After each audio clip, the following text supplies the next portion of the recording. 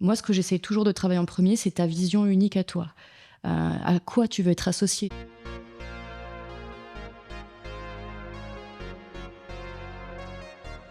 On est submergé de contenu et des marées de contenu. Moi, ce que j'essaie toujours de travailler en premier, c'est ta vision unique à toi. À quoi tu veux être associé? C'est quoi ton the message clé? Normalement, en une phrase, il faudrait pouvoir avoir ça. Toi, typiquement, c'est cultiver l'art de l'échec pour transformer des crises en opportunités. Euh, et ça, l'astuce pour ne pas avoir l'impression de se répéter 1000 fois, c'est de l'histoire, par exemple. Raconter, en fait, trouver toutes les milliers d'histoires qui vont pouvoir raconter cette morale, ce message clé à chaque fois. Et moi, dans mes contenus, c'est mon étoile du Nord aussi. C'est une stratégie qui te ressemble à ton image pour tenir sur la durée. En fait, oser prendre la parole en ligne en son nom, c'est tu te fous un peu à poil devant les gens en fait. Et que vont penser mes collègues? Peur d'être jugé, peur d'être nul, peur de dire des bêtises.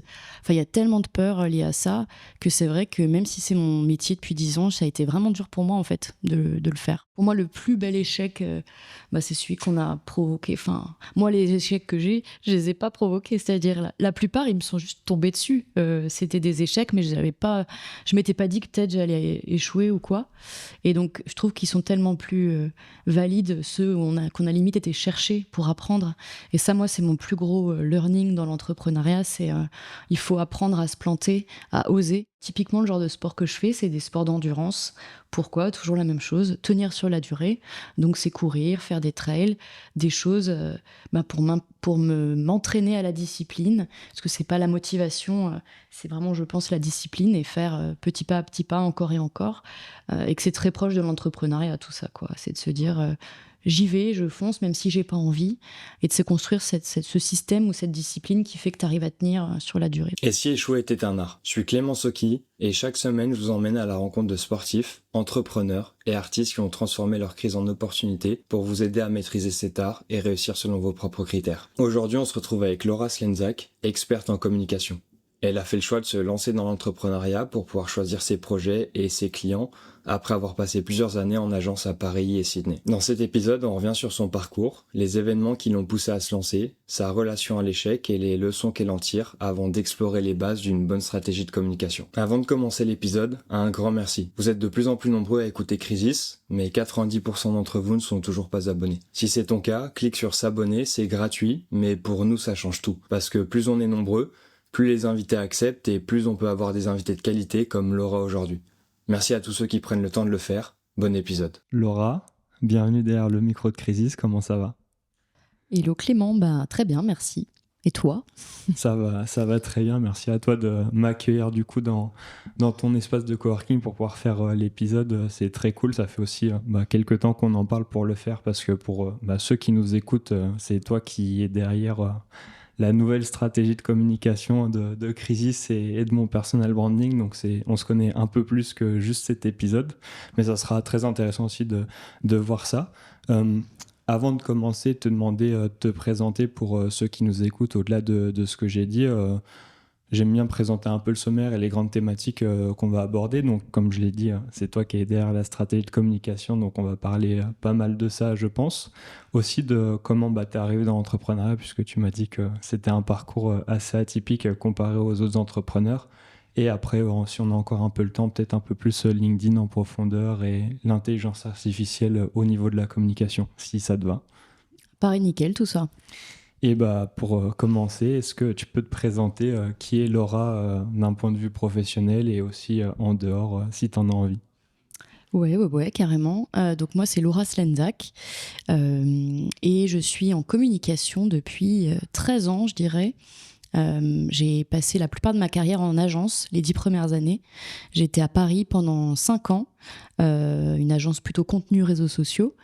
Et puis après, en Australie, quasiment 5 ans aussi, en agence, là aussi plutôt réseaux sociaux, mais à travailler avec des plus petits clients. Et donc, je me suis retrouvée par moments à vraiment mettre les mains dans la stratégie de marketing, la stratégie de marque aussi, ce qui n'était jamais arrivé avec les plus petits, les plus gros, parce qu'en fait, quand tu as une grosse marque et qu'elle vient te voir pour les réseaux sociaux ou le contenu, tout le reste est déjà posé, les valeurs de marque, etc. Il n'y a plus qu'à dérouler. Et j'ai réalisé justement à ce moment-là, en petite agence à Sydney, que c'est ça qui me passionnait vraiment, c'était le marketing, qui on vise, quels sont les messages forts, qu'est-ce qui nous rend unique, et que je voulais faire les deux en fait par la suite. Et du coup, quand je suis rentrée en France il y a 4 ans déjà, j'avais cette petite idée dans la tête, c'était de ne garder que les parts qui m'intéressaient de mon métier, transmettre, former, et puis faire la stratégie pour des projets. J'aime impact, engagé, je sais pas trop ce que ça veut dire, mais en tout cas de pouvoir choisir mes clients et de bosser avec des gens qui font du bien à l'humain, à l'environnement, qui font avancer le monde dans le sens où j'ai envie moi de le voir avancer, quoi. Ok, très cool. Et quand tu es revenu de Sydney, du coup, tu t'es directement lancé dans l'entrepreneuriat ou tu as refait une passe par une agence classique ou... Non, on va sûrement en parler, mais je suis rentrée très très mal en point de l'Australie parce que dans ma dernière agence, j'avais 6 personnes à gérer, 30 clients, un stress pas possible, et que quand je suis rentrée, j'étais épuisée. J'aime pas dire des mots comme burn-out et autres parce que j'estime que j'en étais pas à ce point, mais en tout cas, ma confiance en moi professionnelle, mon état d'esprit était vraiment trop mal pour aller rechercher un travail en agence. J'avais besoin de faire une pause, de me demander vraiment pour une fois dans ma vie ce que je voulais, avec qui je voulais travailler, ce que je voulais faire. Donc j'ai pris un mi-temps associatif dans l'assaut d'une amie, qui m'a aussi permis de rencontrer plein de gens géniaux, qui faisaient des choses géniales. Et c'est là, en reprenant confiance petit à petit, en travaillant à mon rythme, en travaillant pas 24 heures sur 24 pour une fois, parce qu'en agence, on bosse beaucoup, que j'ai pu me dire, OK, voilà, j'ai envie de continuer la com, j'ai envie de continuer, mais autrement, pas en agence, pas dans le stress, et plus sous mes conditions, toute seule en direct avec les clients que moi j'aurais choisis. Donc, c'est un peu comme ça que c'est venu. Et donc je me suis lancée il y a 3 ans et je suis rentrée depuis 4 ans. Donc c'était au bout d'1 an que j'ai vraiment... Ok. Voilà. Donc tu as eu 1 an de transition dans l'association, c'est ça ? C'est ça. Et même au début, quand je me suis lancée, la première année, j'étais encore en mi-temps en entreprise, en association. Ça m'a permis de me lancer tranquillement. J'ai jamais eu de chômage, mais par contre, j'avais du coup un mi-temps et je me lançais à mon rythme, étape par étape. Et ça a été cool aussi de pas d'être jetée dans le vide sans revenu ou être à 100% sur mon entreprise tout de suite. Donc moi, ça a été cool en vrai comme lancement. Ok, parce que quand tu es rentré d'Australie, du coup, est-ce que tu avais le droit au chômage ou pas du tout, vu que c'était dans un autre pays Alors, je suis une énorme quiche en administratif, c'est une horreur. Et en vrai, je sais pas, parce que j'avais pas fait de rupture conventionnelle, j'avais juste démissionné. On m'a dit que peut-être, j'ai pas cherché. Je me suis dit, de toute façon, tu vas travailler.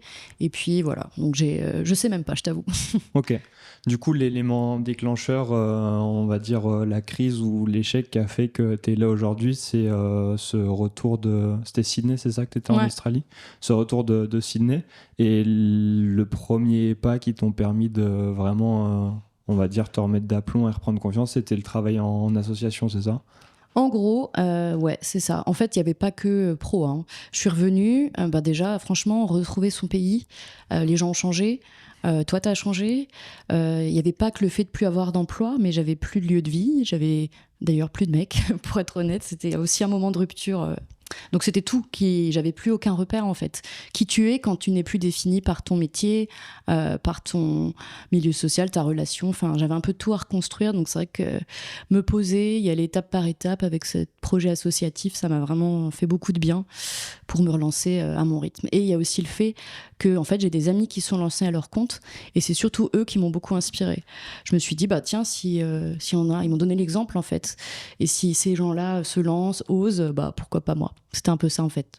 Et du coup, le choix d'arriver sur Strasbourg, il y avait quelque chose de particulier pour arriver ici ou parce que du coup, au final, c'était un changement de paradigme où t'es reparti de zéro en revenant de l'Australie, quoi. Oui, c'est ça. Déjà, j'aurais pu me poser n'importe où, Paris. Mais c'est à Strasbourg que j'avais le plus d'amis. C'est à la fois loin de ma famille, mais pas trop. Et puis aussi, le boulot qu'on m'a proposé, c'était l'opportunité et c'était à Strasbourg. Donc tout collait vraiment bien et c'est une ville que j'adore, où j'ai vécu 3 ans. Donc voilà. Ok. Et le retour au boulot, entre guillemets, même si c'était ce que tu disais, c'était pas vraiment du travail, c'était histoire de remettre les pieds petit à petit l'un devant l'autre avec l'association. Qu'est-ce que ça changeait au-delà du fait que tu aies choisi les clients et que tu avais des horaires un peu plus flexibles, mais qu'est-ce qui a changé entre le travail en agence et le travail avec ce type de client, entre guillemets, même si tu travaillais pour eux, c'était pas encore du freelance? Alors, pour te raconter, les clients que j'avais en Australie, c'était des marques, je sais pas si on peut citer des Ouais, y a marques. pas de souci. Ouais, Uber, Amazon. Et là-bas, le marché du travail est tellement flex que tu peux virer le bottom 10, les 10% les moins bons. Et j'ai eu quelques petits coups comme ça où mon client, qui je parlais depuis des mois, me dit « Oh, today is my last day, bye bye ». Il se faisait virer comme ça et j'avoue que ça m'a vraiment choquée. Plus, parfois, c'est pas évidemment pas toujours, hein, mais les agences sont pas toujours ultra bien traitées par les clients. Il y a beaucoup de stress, de pression. Alors que là, maintenant que je suis à mon compte, je choisis quand même les personnes avec qui je veux travailler, qui partagent mes valeurs, et ça n'a rien à voir. On est en direct, je me sens beaucoup plus libre, puisque j'ai plus un patron aussi au-dessus de ma tête pour me dire non, ça on fait pas comme ça on fait pas comme ça. C'est vraiment des relations qui fonctionne très bien d'égal à égal. Enfin, c'est plus moi, je suis le prestataire, l'exécutant, c'est on travaille ensemble main dans la main et c'est vraiment le genre de relation que je voulais avoir au travail, quoi. Ok. Et ce genre de relation, on va dire, déséquilibrée, c'est aussi quelque chose que tu avais en agence quand tu étais à Paris avant d'aller en Australie ou... Vraiment moins. C'est vrai que là, je te parle beaucoup de l'Australie. Ça pouvait être comme ça parfois, mais non, l'agence où j'étais à Paris était hyper humaine, hyper bien. Donc, ouais, je pense que c'est vraiment cette expérience en Australie, en fait, qui m'a un peu... ça se passe pas toujours comme ça, mais j'ai eu tellement la peur que ça se reproduise, parce que ça peut être le cas dans beaucoup d'agences, que voilà, j'ai pas eu envie et j'ai voulu construire quelque chose selon mes propres règles, quoi. Ouais, t'as pas eu envie de retenter ta chance, entre guillemets. Et justement, là, tu disais de reconstruire quelque chose de tes propres règles. Maintenant, tu es à ton compte à 100%. Je sais que c'est quelque chose dont tu m'as parlé plusieurs fois en off et pendant l'accompagnement où tu me disais que tu n'es pas une entrepreneur...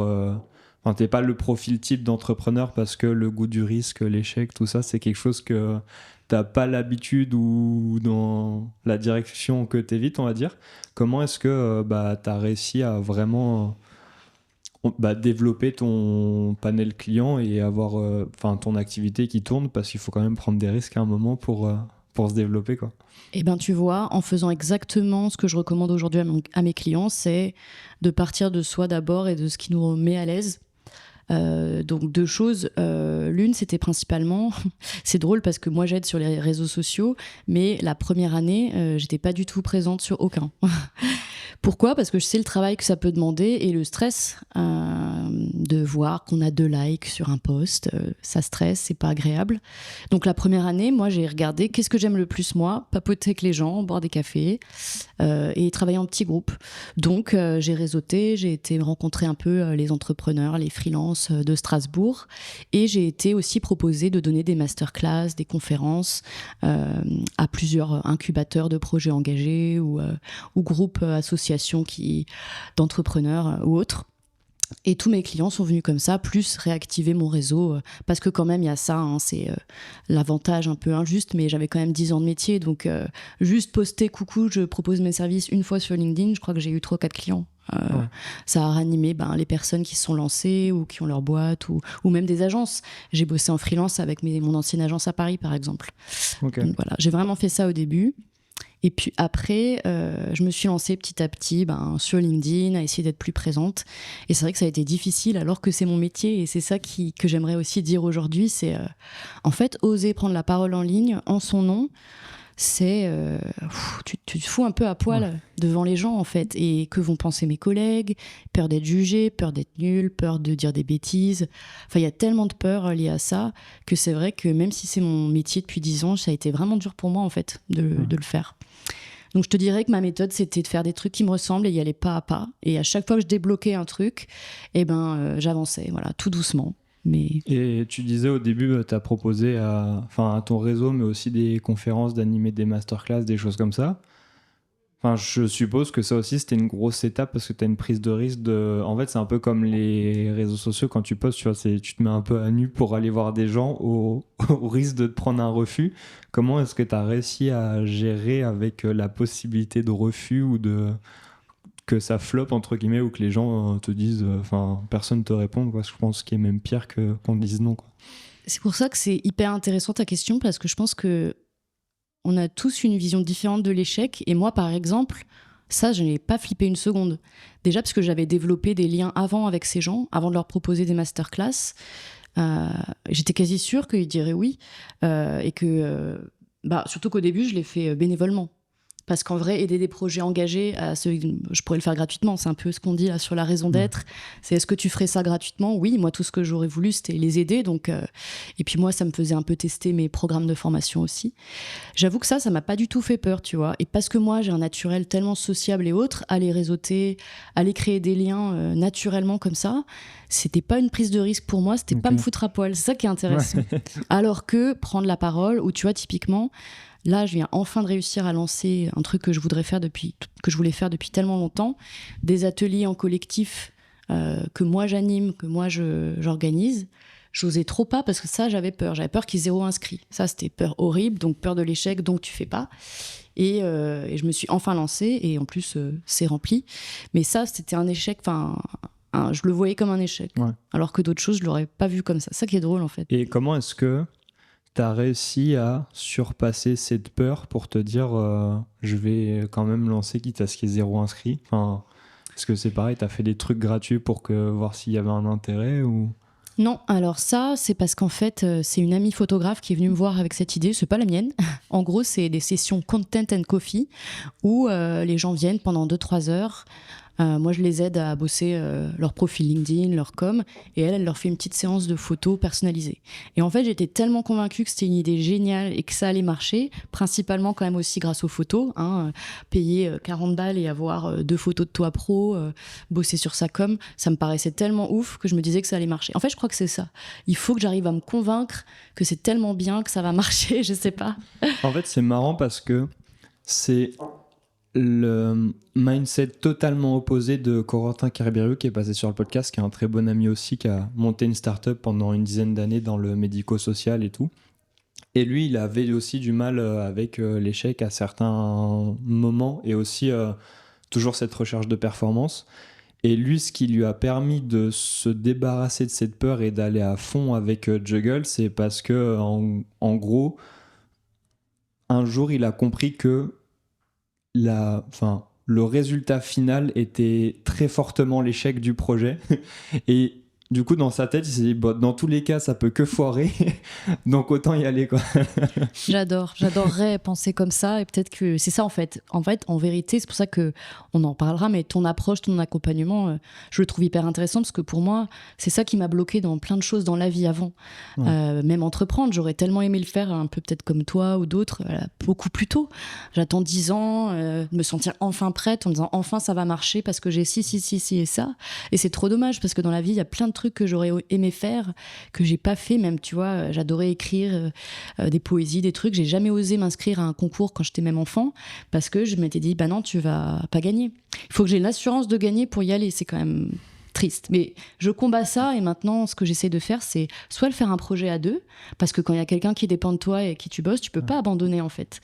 Donc moi, ça a été une de mes méthodes. Et l'autre, c'est quand même, par exemple pour LinkedIn, parce que j'ai quand même fini par le faire, ça a été d'y aller petit à petit, d'abord commenter, être présent, voir ce que ça donne, poster un petit peu. Ouais. Et puis l'action, j'en suis déterminée, j'en suis sûre, amène se mettre en action, c'est ça qui fait qu'on finit par se détendre. Tu vois, au début, les likes, les trucs, vu que c'est mon boulot, il fallait tellement que ça marche, j'étais hyper stressée. Donc j'ai fait une pause et je suis revenue avec une stratégie bien bâtie, etc., qui marche beaucoup mieux. Et maintenant, je suis lancée, ça y est, j'y arrive. Mais voilà, ça a été... Ça fait écho avec Hugo Will, du coup, l'épisode juste avant, qui est le fondateur de Flytex, où dedans, on en parlait un peu, mais on disait que quand on court après quelque chose, c'est le meilleur moyen de ne pas l'arrêter, et dès que tu changes de direction, ça vient tout seul, quoi. Et lui en parlait pour son projet entrepreneurial, et en fait ça me fait aussi penser typiquement, vu qu'on parle de stratégie de communication, tout ça, à McFly et Carlito avant leur grosse pause, où en fait ils couraient après des résultats, des performances, où ils en ont eu des soucis mentaux, je sais plus exactement lesquels, et du coup ils ont fait une pause, et maintenant leur stratégie, c'est qu'il n'y a pas de stratégie, c'est juste ça nous fait kiffer, on y va, et ce naturel fait que maintenant ça fonctionne encore mieux qu'avant, quoi. Donc c'est Mais clairement, et en plus, le pire, c'est ça, c'est ce que je dis à mes clients, mais parfois, j'arrive pas à l'appliquer à moi-même, mais c'est ne cours pas après les likes, les résultats, concentre-toi sur chaque relation, chaque connexion que tu crées, chaque personne que tu aides, et en plus, écrire, créer du contenu, communiquer, ça te rend meilleur dans ton métier, en vérité, parce que ça t'impose à poser tes idées sur le papier, les structurer, et donc vois plutôt d'autres objectifs, comme tu dis. Ouais. Moi, je trouve qu'il y a un côté très intéressant dans le fait de créer du contenu, donc au sens large, que ce soit vidéo, podcast ou même à l'écrit sur LinkedIn ou newsletter. C'est que pour moi, c'est le seul moyen de pouvoir maîtriser réellement une connaissance et en même temps de la renforcer parce que c'est le seul endroit où tu peux la confronter à des gens et à beaucoup de gens en même temps. Et du coup, tu as soit des gens qui vont te dire que tu as tort de manière bienveillante, d'autres non. Mais dans tous les cas, ça te permet de le confronter au monde et de renforcer soit ton argument, soit de voir où est-ce que tu t'étais trompé et donc d'avoir une pensée qui est beaucoup plus naturelle et argumentée, quoi. Carrément. Et en plus, de toute façon, ça c'est un autre truc de basique de com, mais c'est de regarder ce qui a fonctionné ou pas dans tes contenus et d'en tirer des conclusions. Moi, j'étais très surprise de voir certaines choses qui marchaient, qui pour moi étaient des sujets bidons et évidents, mais les gens savent pas. Et ça, c'est d'ailleurs un pilier de la com, c'est d'aller à la rencontre de nos clients idéaux pour aller se confronter à. Moi, j'ai ajouté des briques carrément dans mon accompagnement autour un peu de l'organisation. Parce que moi, j'étais déjà bien organisée, donc j'avais. Mais en fait, quand tu parles aux gens, tu découvres des problèmes que tu pensais pas qu'ils pouvaient avoir, et ça te fait enrichir ton offre, tes contenus, tout en fait. En fait, ça part toujours du client qu'on veut aider. Plus tu le connais et plus. Enfin, je refais écho avec Hugo Hill, mais donc il fait des maintiens de compression pour les genoux à la base pour les sportifs. Et il s'était lancé le défi de faire un marathon. Et en fait, en faisant le marathon, il a vu plein d'autres problématiques autour du maintien où il s'est dit, mais en fait, les shorts de running, ils me vont pas, donc il faut que j'en fasse un. Et les t-shirts, parce que c'est stylé, mais les gourdes et tout ça. Et du coup, il a découvert plein de produits et de problématiques auxquelles maintenant il répond. Et donc, au final, en fait, ça fait un peu écho avec ce que tu dis, où mieux on connaît le client et plus on peut l'aider. Et en même temps, si on est notre propre client, c'est encore plus simple, quoi. Ah, mais c'est clair. Et d'ailleurs, déjà, c'est les bases du marketing éthique et même juste du bon marketing. On appelle ça market oriented. C'est ne pas créer des produits pour ses clients. Enfin, non, attends, l'inverse. Attends. C'est voilà, don't find customers for your products, find products for your customers. C'est de partir du client et de ce dont il a besoin et de créer quelque chose dont il a vraiment besoin et pas d'essayer de lui vendre des trucs. Et du coup, dans l'optique de créer une stratégie de communication, comment est-ce qu'on le définit, ce client, et comment est-ce qu'on rentre en contact avec lui pour... parce que ça aussi, ça peut être un facteur de peur pour certaines personnes de se dire faut que j'aille parler à mes clients, quoi. Ah non, mais c'est ça. Hein. Moi, là, je te dis des trucs qui sont aller à la rencontre des gens. Ça, c'est facile pour moi. C'est pour ça que moi, je dis toujours, qu'est-ce qui est facile pour toi ? Et si finalement, au début, juste parler à des gens, ça t'effraie, ça peut être un sondage en ligne au début pour avoir au moins des infos. Mais voilà. En tout cas, commençons par le début. Comment on fait pour définir qui on veut viser ? Au début, en vérité, tu peux faire plein de tests. Moi, la première année, j'ai un peu bossé avec tout le monde. C'était pour tester. On n'est pas obligé de trouver sa raison d'être, son client idéal tout de suite. Mais c'est bien de se dire, je suis en quête de ça. Où est-ce que je veux aller ? Et moi, les questions que j'aime bien poser, c'est avec qui tu as préféré travailler, si tu as déjà eu des clients, qui tu aimerais vraiment aider. Parfois, on est souvent son client idéal, le soi d'il y a 5 ans. Donc ça peut aider, mais attention à ne pas se dire, non, vu que c'est moi mon client idéal, j'ai pas besoin de parler à d'autres gens, de me renseigner, je sais tout. Non, il faut quand même aller toujours creuser et vérifier. Et si on n'a jamais eu de client, au début, c'est tester, et puis après, c'est de se dire comment je veux que le monde le rende meilleur, et normalement, ça donne des indications sur le genre de personne qu'on veut aider à aller vers là. Si tu vois ce que je veux dire, je sais pas si c'est très clair. Oui, ça me paraît. Non, en fait, l'idée, c'est de trouver, pour essayer de reformuler et synthétiser, c'est de trouver la personne qu'on veut aider. Donc, en général, c'est soit notre nous du passé, soit un public spécifique.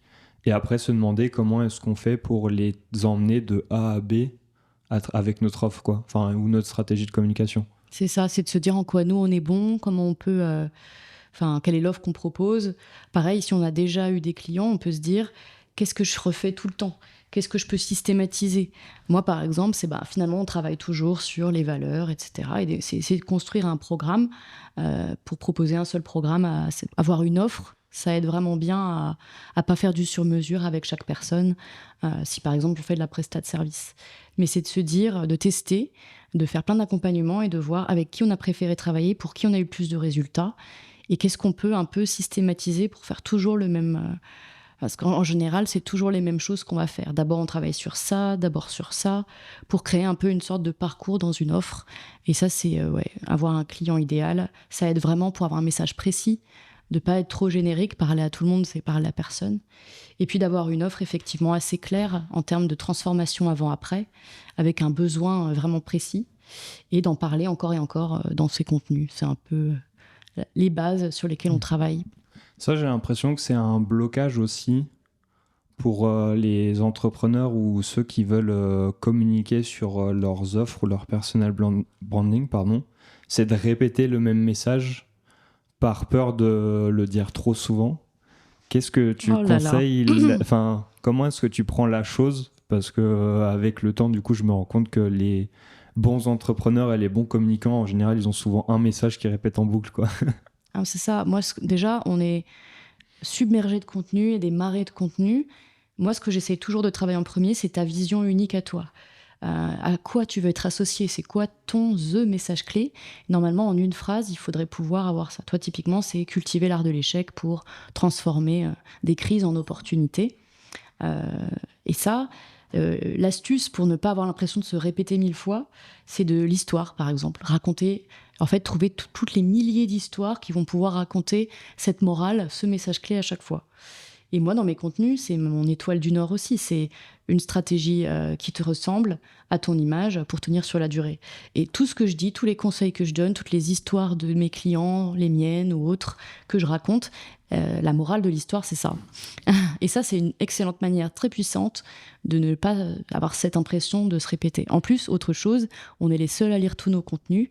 Les gens ne sont pas rivés vers nous, sur nous. Ils se rappellent sûrement pas de ton post d'il y a 2 jours ou 3. Et donc répéter les choses, de toute façon, c'est vraiment un des points clés en commun. Ouais. Du coup, en gros, l'idée, c'est de trouver des histoires différentes avec des personnes différentes, mais en fait, la fin, ils vécurent heureux, ils eurent beaucoup d'enfants, c'est toujours notre message à nous, c'est ça. Enfin, l'idée, elle est là, quoi. La morale, la morale ou le message de fin est toujours le même, qui est le nôtre, qui est personnel. Et du coup, ça permet de, entre guillemets, raconter des histoires différentes pour éviter d'ennuyer ceux qui nous écoutent. C'est ça. La fin, ou même on le devine dans le déroulé, quoi. Ok. Ouais. Et du coup, là-dedans, tu as lancé la balle sur un autre sujet qui, je sais, je crois, t'intéresse beaucoup et que je trouve passionnant, qui est l'art du storytelling, justement. Je ne sais pas si on en a déjà parlé sur le podcast, parce que je sais que Nico Sefarat, c'est un sujet qu'il aime beaucoup aussi, mais j'ai plus souvenir si on en a parlé dans son épisode. Déjà, dans les grandes lignes, est-ce que tu peux nous définir le storytelling avant qu'on entre un peu plus en détail dedans, parce que c'est un point important pour la communication. C'est vrai. Storytelling, c'est l'art de raconter une histoire. Le storytelling de marque, c'est quand même différent, ou en tout cas pour vendre, c'est quand même différent. C'est l'art de raconter une histoire, mais pour créer un lien émotionnel et pour séduire plus que convaincre. Convaincre plutôt que... En gros, on convainc par le lien émotionnel, l'histoire, plutôt que par des chiffres et la raison. Et de toute façon, aujourd'hui, c'est ce qui marche le mieux et ce qui convertit le mieux aussi. Moi, j'aime bien faire le parallèle entre une vraie histoire et une histoire de marque. On a les 3 points clés d'une bonne histoire, c'est des personnages attachants, auxquels on s'identifie, auxquels on se lie, souvent qui ne sont pas parfaits, qui ont des vulnérabilités, des failles. Sinon, c'est pas intéressant, hein, les gens parfaits, tout le monde s'en fiche un peu. Le deuxième point clé, c'est un ton et un style bien à soi. Donc on se reconnaisse dans les mots, les images, comme quand on lit un bouquin ou on regarde une série, on sent l'essence de la personne qui raconte. Et le dernier point, c'est l'intrigue qui captive. Là, c'est-à-dire avec le bon schéma narratif. C'est tout bête, début, milieu, fin. J'ai l'impression d'enfoncer des portes ouvertes, mais beaucoup d'histoires n'ont pas de fil. On se retrouve perdu. Donc c'est vraiment important d'avoir aussi cette intro hyper accrocheuse qui donne envie de lire la suite. Ensuite, poser la situation initiale, les failles du personnage, où on en est, de bien dérouler les péripéties, comme on appelle ça, et d'avoir à la fin la morale et la situation finale. Donc c'est ça l'idée. Et la chose qui change en storytelling de marque, c'est que en fait, le personnage principal, c'est la morale de l'histoire. C'est cette vision, cet ADN, ce message clé dont on parle. Et après, les personnages, c'est toutes les personnes qui ont vécu cette transformation, cette morale. Et c'est de raconter ensuite l'intrigue de la bonne façon, que ce soit si on parle de la marque, si on parle d'un client, qu'on parle de soi, selon toutes les histoires qu'on raconte. Ok. Donc l'idée, c'est d'avoir des personnages attachants. J'ai oublié le deuxième. Ton et intrigue ton bien et à intrigue soi. Et une bonne structure, du coup. Oui, pardon, style et ton, et après une intrigue bien ficelée. Ouais. Ok. Et autant pour des personnages attachants, entre guillemets, je trouve ça, je vais pas dire assez simple, mais on voit bien que c'est plus difficile de s'attacher ou de se représenter avec un personnage type Superman qui est fort partout et qui a aucune faille, plutôt que, je sais pas, un personnage principal de Plus belle la vie, je dis ça comme ça. Autant pour le ton et la structure, je trouve ça plus dur à trouver et à comprendre quand on n'a jamais fait de storytelling ou on n'a jamais conscientisé ça. Ouais. Est-ce que tu as des conseils là-dessus, que ce soit sur l'un ou sur l'autre, même si je pense que je te poserai des questions pour les deux? Ouais, le style et le ton, déjà en communication, ça va être l'identité visuelle et l'identité verbale. Il y a les 2 points-là. Donc c'est pour ça que c'est important d'avoir bien travaillé avant qui on est, nos forces, nos valeurs, puisque c'est ensuite, une fois que ce travail est fait, qu'on va choisir des couleurs, des typographies, des polices, un logo, etc. Et surtout pas avant. Souvent, on a le truc de « ça c'est joli, j'ai choisi ça », sauf que normalement, c'est de se dire « qu'est-ce que je veux faire ressentir aux gens ? Quel est mon message clé ?» Pour te donner un exemple, moi, c'est donc stratégie qui te ressemble pour tenir sur la durée. Et ce que j'ai envie, c'est de donner confiance aux gens et de les rassurer.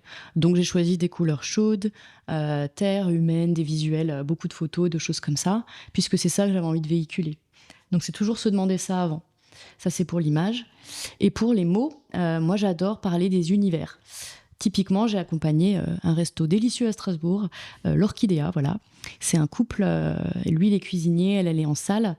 Ils ont monté leur resto et qui est autour de cuisine fusion anti-Méditerranée. Et du coup, on est parti sur les univers du voyage et de l'amour. Et en fait, tous les mots qu'on utilise, embarqués avec nous dans un voyage de saveur, une histoire de passion, d'amour, enfin tous les mots qu'on utilise vont être empruntés à cet univers.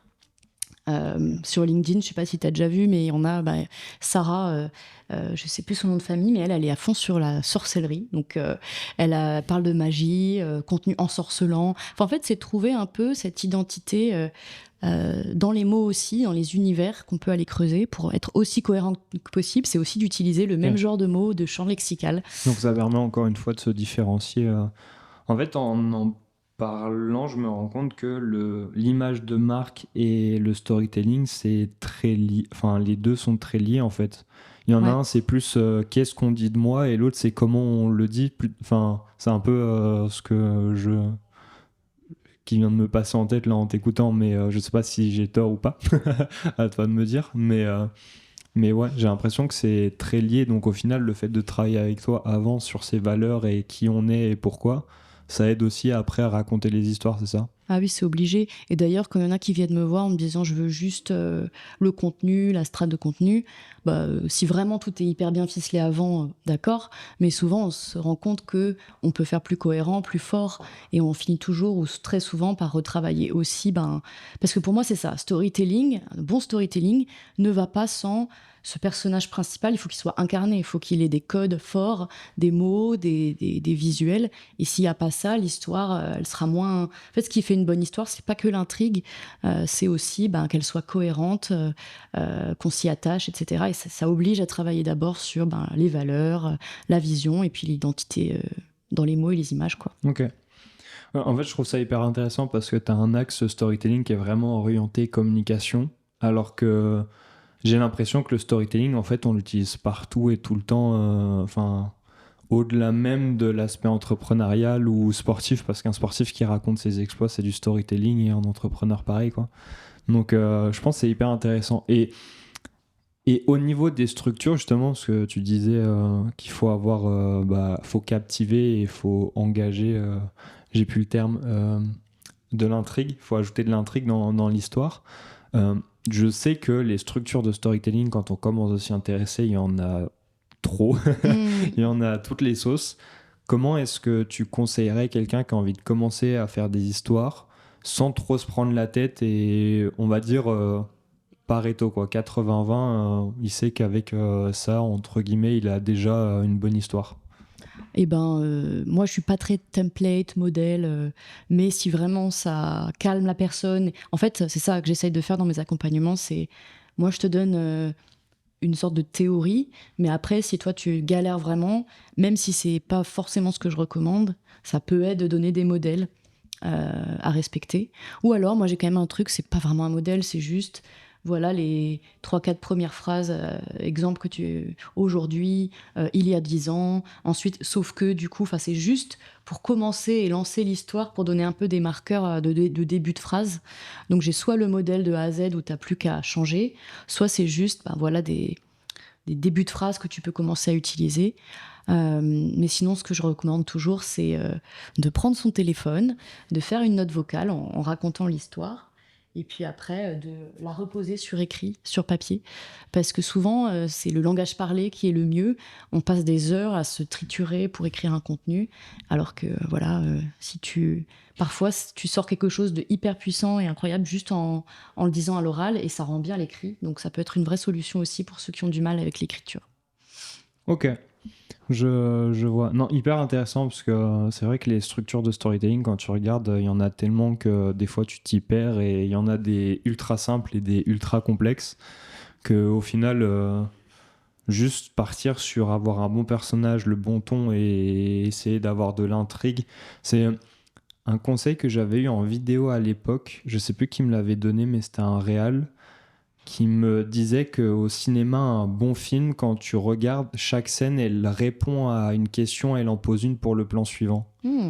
Et du coup, quand tu regardes les films en général, ça fait toujours chaque plan, tu te dis qu'est-ce qu'il fait là, et en même temps, tu as la réponse à la question d'avant. Et je me dis que c'est peut-être aussi un bon outil ou un bon truc à mettre dans ses écrits ou dans ses contenus pour essayer de garder de l'intrigue et aller jusqu'au bout de l'histoire. Ah ouais, carrément. Je n'avais pas ce conseil-là, il est très bon. Et en plus, moi, j'avoue, un autre truc, c'est que j'ai envie de dire la moitié du temps que je passe sur les contenus des clients que j'accompagne, c'est sur l'accroche, puisque c'est 80% du boulot. Si on vous skip à l'accroche, vous avez tout perdu. Donc souvent, je les aide un petit peu à revoir la structure du poste, mais on passe du temps sur l'accroche. Et là, comme tu dis, il y a plein de méthodes, de techniques, mais une qui marche vraiment bien et qui est puissante, c'est de résumer un peu l'histoire en 2 phrases pour donner envie de la lire. Donc sans tout raconter, mais c'est de créer de l'intrigue, de la surprise, piquer la curiosité pour qu'on ait envie, en tout cas créer de l'émotion, quoi. Ouais. Alors là, on parlait de structure de poste qui est plus pour des posts écrits et type LinkedIn, vu qu'on en parlait. Je pense que l'accroche, de toute façon, peu importe le contenu qu'on ait, c'est la partie la plus la plus importante parce que c'est celle qui permet de garder ou non l'audience. Là, sur de la partie écrite, justement, qu'est-ce que tu conseilles de faire? Parce que c'est pareil, il y a plein de techniques. Est-ce qu'on l'écrit avant? Est-ce qu'on l'écrit après? Est-ce qu'on rédige son post en fonction de l'accroche? Est-ce qu'on rédige un post et après on se dit, bon, je fais 3-4 accroches différentes? Est-ce que tu as des conseils aussi là-dessus? Encore une fois, ça dépend un peu des gens. Et puis j'ai lu plein de choses, des avis contraires là-dessus, de gourous de l'écriture qui sont tous très pertinents. Moi, en tout cas, mon truc, c'est d'abord j'ai une idée de sujet. Ensuite, je la développe un petit peu. Et c'est là, une fois que j'ai développé, que j'ai l'accroche qui se précise. Il y en a qui font autrement, qui disent voilà l'accroche et qui rédigent. Moi, c'est plus, j'ai besoin de creuser l'idée, de poser sur papier ou sur l'ordi les points clés de ce que je vais dire, pour ensuite me dire ok, c'est ça l'accroche. Donc en général, il y a ça, c'est réfléchir aux idées de sujet, prendre un sujet, creuser ce que je veux dire là-dessus, et c'est là que l'accroche me vient. Et en général, je Ok. rédige le post. Et ce que j'adore faire et je recommande, c'est peut-être de dormir dessus. C'est-à-dire, tu l'écris et puis tu reviens le lendemain et là, tu finis, en fait. Parce que parfois, on est trop dedans et on écrit des trucs qui n'ont plus ni queue ni tête. Et soit le faire aussi relire, ça peut être une idée. Mais moi, souvent, j'aime faire ça. C'est j'écris et puis j'y reviens le lendemain. Et je vois si ça a toujours l'air de faire sens et je le finis à ce moment-là, quoi. Ok.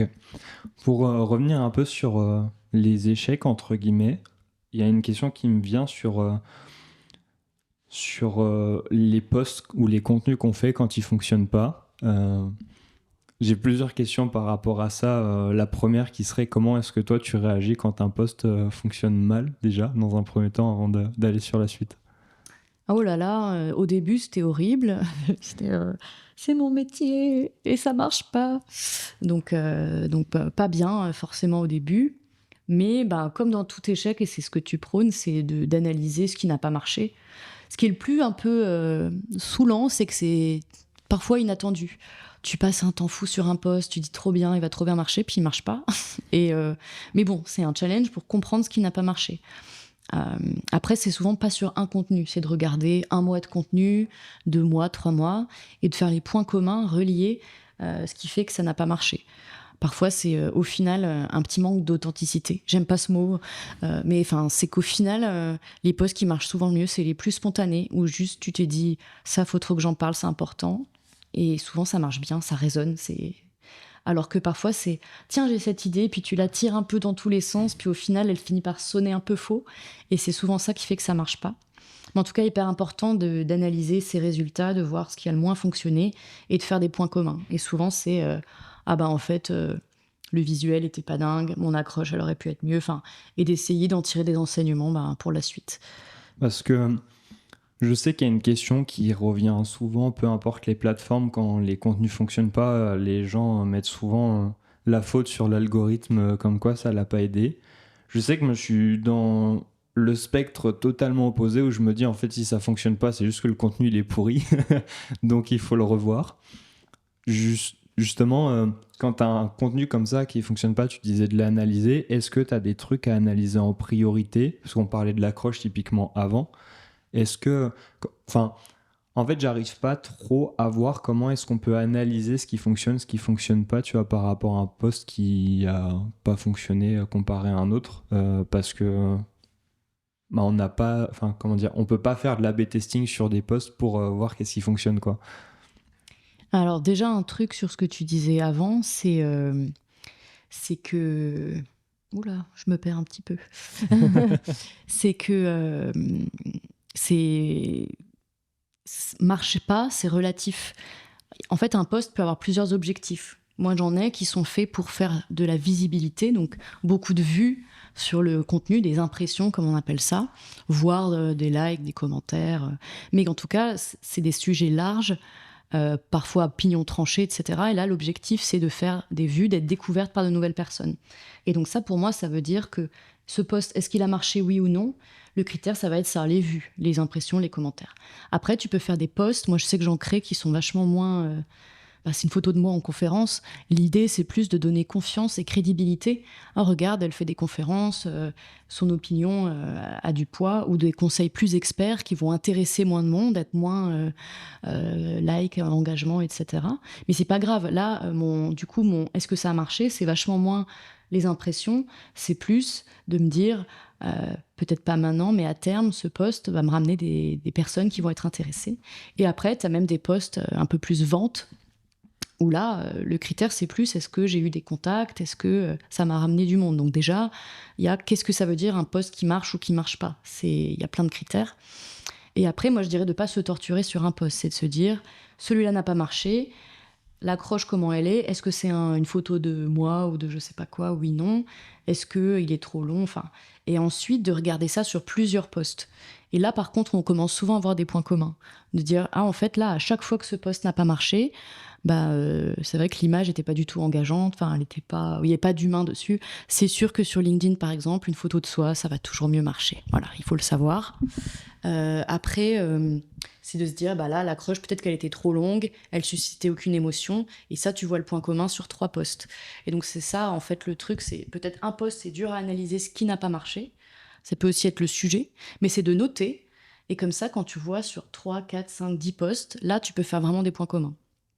Et l'autre chose où je suis d'accord avec toi, j'ai retrouvé ce que je voulais dire tout à l'heure, c'est t'as raison. On me demande tout le temps à quelle heure je dois poster, nanana, donc les petits détails, quel jour. Évidemment que ça peut jouer, ça peut aider. Tout comme le fait d'aller commenter, d'être actif sur le réseau pendant que tout ça, c'est des petites astuces. Mais comme tu dis, un bon post marchera quoi qu'il arrive.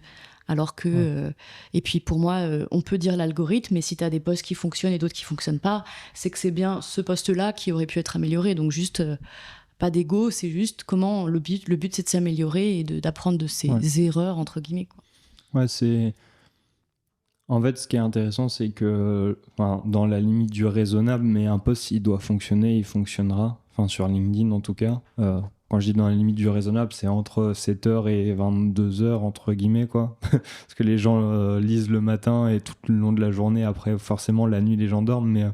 Mais j'ai vu un post hier sur LinkedIn, justement, qui était hyper intéressant quand tu parlais de photos, du fondateur de Wallaxy, où...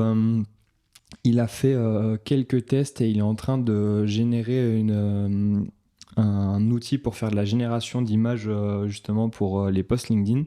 Et il disait que c'est marrant parce que les images générées par IA, où c'est lui en mode un peu photoshoot, la majorité des gens remarquent pas que c'est de l'IA.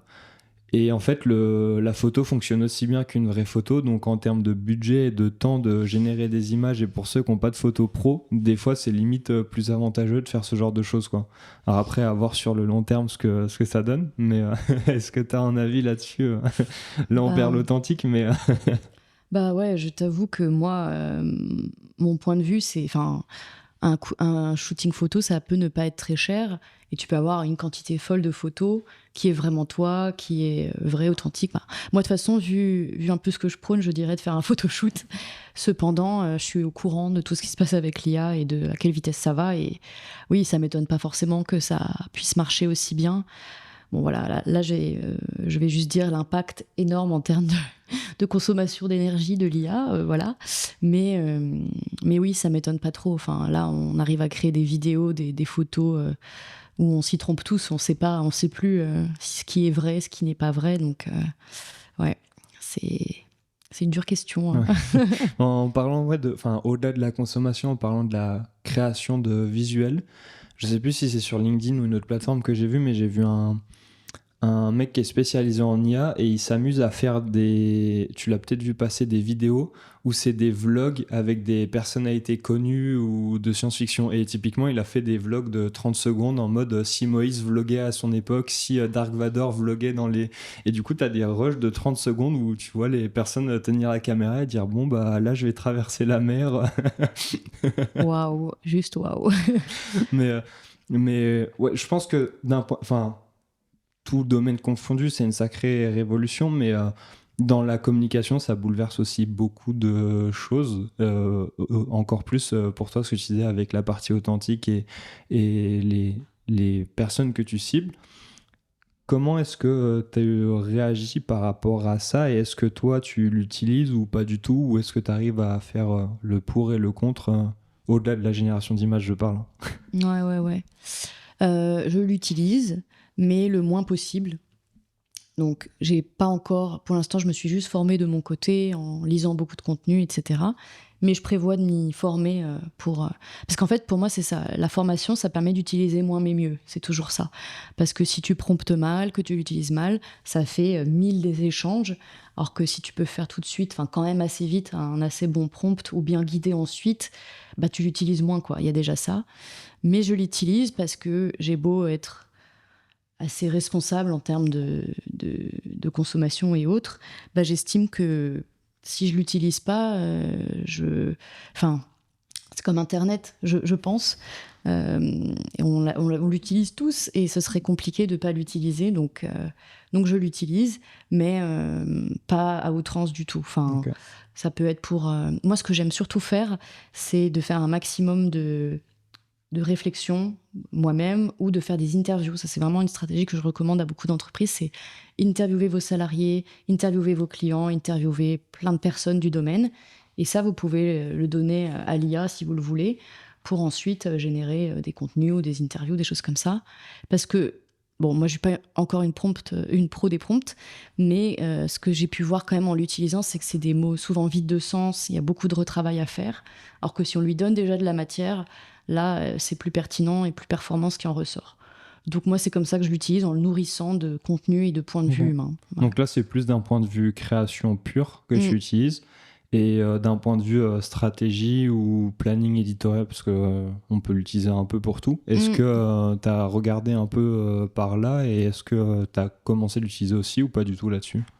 Alors oui, mais juste vraiment en cas de grosse panne. Enfin, c'est-à-dire, pour l'instant, j'essaye de faire toujours à la main en interrogeant mes clients. Moi, c'est ça de toute façon mon approche, c'est beaucoup de temps, de questions, d'écoute, etc. Et ensuite construire la stratégie.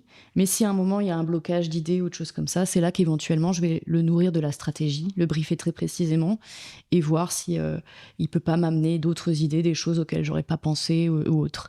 Mais j'avoue, j'essaye de me nourrir un max d'humains en fait, plutôt que d'aller trop utiliser l'intelligence artificielle. Ok. Et en fait, c'est intéressant parce que du coup, tu gardes aussi, du coup, ce que tu disais, une stratégie qui est alignée avec soi, où tes valeurs sont plus autour de l'humain et tout ça. D'un point de vue, parce que je sais que tu fais pas mal de veille justement sur les datas et les études qui sortent ou les choses comme ça. Est-ce que toi, tu as déjà des retours sur l'utilisation de l'IA, les pourcentages et les impacts que ça a comparé à une stratégie classique, entre guillemets, ou pas du tout? Alors déjà, si vraiment tu dois utiliser l'IA pour ta recherche, ta veille, vu qu'il y a quand même des gros risques de sources non fiables, etc., ce que tu peux faire, c'est... Il y a une IA qui s'appelle NotebookLM, où tu peux lui donner une data que tu sais être précise et valide, un résultat d'étude ou autre. Et là, lui, il peut t'en faire un résumé sans aller mixer ça avec toutes les autres sources du web. Donc déjà, c'est une manière de contrôler la qualité et autres. Et sinon, ça va être j'ai pas de chiffres, enfin en tout cas, j'ai des chiffres plutôt en termes de un échange IA, c'est X bouteilles d'eau, et ça fait flipper en termes d'usage. Mais après, je sais que ça peut être un bon outil brainstorming ou assistant quand vraiment t'es bloqué, t'en as besoin. Mais j'ai pas de chiffres plus précis que ça ou autre. C'est juste que ça m'a dépanné, très honnêtement, surtout quand on travaille seul. Moi, parfois, je fais un petit troc de compétences avec une amie en com, on se partage nos trucs, mais quand on est seul, c'est pas mal de pouvoir un petit peu confronter ça avec une IA quand même, soyez honnête. C'est NotebookLM, j'avais essayé justement parce qu'on m'avait conseillé, un autre podcast m'avait conseillé de l'utiliser justement pour voir ce que ça donnait. Eux l'utilisaient pour retrouver des accroches dans l'épisode. J'avoue que j'ai essayé un peu, c'est hyper intéressant, et je rebondis dessus parce que pour ceux qui nous écoutent, NotebookLM est gratuit, je crois que c'est de Google, donc ça peut être intéressant pour l'utiliser. En fait, vous lui donnez les ressources et il se base uniquement sur ce que vous lui donnez, donc c'est très cool. Mais merci pour le petit passage le petit passage IA. Pour revenir un peu plus à toi justement et sur ta stratégie, avec cette nouvelle stratégie de communication que tu m'as aidé à faire, où on met un peu plus en avant l'échec, j'ai une question que je pose de temps en temps, mais je voulais savoir justement quels sont les échecs que tu valorises le plus aujourd'hui en regardant justement ton parcours et ce que tu as fait? Alors moi déjà, avant de parler de ça, j'avais adoré ton post qui montrait les différents types d'échecs, ceux qui sont intentionnels et autres. Et donc pour moi, le plus bel échec, c'est celui qu'on a provoqué. Enfin, moi, les échecs que je les ai pas provoqués. C'est-à-dire, la plupart, ils me sont juste tombés dessus. C'était des échecs, mais je m'étais pas dit que peut-être j'allais échouer ou quoi. Et donc, je trouve qu'ils sont tellement plus valides, ceux qu'on a limite été chercher pour apprendre. Et ça, moi, c'est mon plus gros learning dans l'entrepreneuriat. Il faut apprendre à se planter, à oser, parce que c'est ça qui bloque toute mise en action, c'est cette peur de l'échec. Et qu'en entrepreneuriat, moi je l'ai bien vu, mon mental, c'est le moteur de mon entreprise. Si je suis pas en forme, si j'ose pas y aller, j'aurai rien. Pas de clients, pas d'argent qui tombe à la fin du mois, etc. Donc j'ai dû énormément travailler sur moi. Et c'est vrai que l'échec, malgré tout le travail que j'ai fait, c'est encore le point de douleur, quoi. C'est encore, tu vois, je dois attendre d'avoir une amie qui me propose, viens, on fait cet atelier, parce que moi, j'ose pas. Donc, Je dirais que le plus bel échec, c'est vraiment celui qu'on a intentionnel, quoi. Mais sinon, mes autres... C'est ça le truc, en fait. Mon problème, c'est que j'en ai très peu eu. J'étais la bonne élève, qui a toujours des bonnes notes, etc. Donc au final, les échecs, je les craignais, mais j'en ai pas eu beaucoup. Et le premier vrai gros, c'était en Australie, en fait, alors pour raconter, le premier échec, c'était dans une agence où j'avais été embauchée pour créer du contenu. Mais bon, ça faisait 6 mois que j'y étais, j'avais prévenu, moi je suis pas bilingue, il n'y avait pas de chat GPT à l'époque, donc j'avais dit, moi je peux faire tout ce qui est community management, gestion client, mais mon anglais n'est pas assez bon pour écrire des posts, quoi. Enfin, même les gens dont c'est la langue maternelle, c'est quand même compliqué. Et ça n'a pas marché avec eux, et ils m'ont pas gardé. Et premier énorme échec, ça a été hyper dur de me remettre de ça. Après, j'ai trouvé l'autre agence où je suis restée 4 ans et oui, j'ai aussi vécu plein de belles choses, mais beaucoup de stress. Et c'est vrai que moi, ça m'a traumatisée un peu cet échec-là, quoi. Et j'ai mis énormément de temps à m'en remettre et il n'était pas intentionnel, quoi. Donc voilà.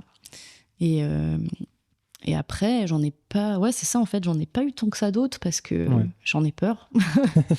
Ouais, pour rebondir sur ce que tu disais, je trouve ça intéressant la manière dont tu interprètes sur les catégories d'échecs, là, le post que j'avais fait. Alors, j'ai plus les noms exacts, mais je crois qu'il y avait l'inconscient, le conscient et le provoqué. Oui, provoqué, c'était ça. Et le postulat de base, c'était que un échec inconscient, c'est un échec et t'en fais rien. Un échec conscient, c'est un échec que t'as pas provoqué, mais où t'en tires une leçon. Et un échec provoqué, c'est Corentin, ce qu'on disait tout à l'heure, qui sait que ça va foirer, voilà. qui le fait. Si ça passe, tant mieux, mais si ça foire, j'aurais appris quelque chose, quoi. Et je trouve ça hyper intéressant de voir ça parce que pour moi, il n'y en a pas un qui est supérieur à l'autre, à part le premier, parce que du coup, si t'en fais rien, ça reste un échec. Mais ça me rappelle l'épisode que j'avais tourné avec Simon Vergnol, qui est un artiste qui fait partie de la BCO, qui faisait partie de la BCO aussi, peut-être que ça te parle. Et lui, il a bossé à une époque dans une agence de com, je crois, qui s'occupait de la newsletter française d'Apple. Donc c'était une grosse boîte. Et quand il avait fait le cursus, en gros, ils étaient en mode, on travaille pour un très gros client européen, mais on peut pas dire qui c'est tant que vous n'êtes pas pris. Et le jour où il a été pris, la direction lui a dit, félicitations, par contre, on est honnête avec toi, t'étais pas notre premier choix, t'étais pas notre deuxième choix, t'étais le 3e ou le 4e, je crois. et quand je lui en ai parlé, je lui ai dit, comment tu l'as vécu ou comment est-ce que t'as pris... c'est un peu un échec en soi aussi quand on te dit ça de cash que t'étais pas le choix voulu, entre guillemets. Il me fait, au final, je m'en foutais parce que les autres étaient pas là et moi j'étais là, donc c'est peut-être un échec d'un point de vue CV et présentation, mais au final, c'est moi qui suis là et c'est moi qui travaille, quoi. Ouais, c'est très juste. Donc ouais, je trouve ça hyper intéressant. Et ce que tu disais justement sur les échecs, le fait que t'aies pas l'habitude, et bon, du coup, c'était peut-être des échecs trop radicaux d'un coup, les 3 que tu nous as cités. Est-ce qu'aujourd'hui, il y a des trucs que tu fais ou que tu essayes de mettre en place pour échouer ou apprendre des échecs si t'en as? Ouais, alors c'est vrai que du coup j'ai dit, j'en ai eu, ils étaient pas intentionnels, mais par contre, heureusement, ils étaient pas non plus, j'en ai fait quelque chose.